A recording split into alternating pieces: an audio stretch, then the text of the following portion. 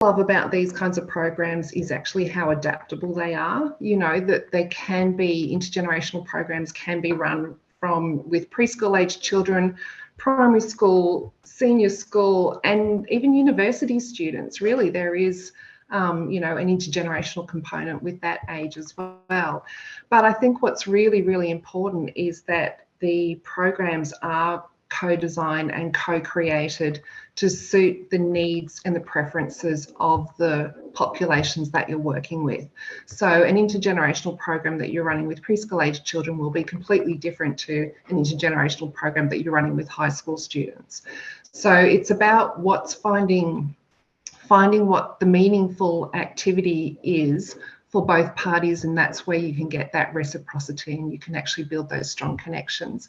And again, for older adults, you know, there's different stages of aging, obviously, as well. And when you're working with, for example, people living with dementia, you know, that's a different program again, but it is doable, and it is, as long as you're doing it to meet the needs and preferences of your populations, then it's really open. That creativity and openness, I think, is really important. Absolutely. So would you say one of the important things really then is to pause when you're very excited about just going out and doing this, get the right people on board, look at what, you know, the objectives for everyone are, and really try and do that co-design? Because I know sometimes we're very tempted to just jump in and get something done, and then it possibly falls over because we didn't think about all those things.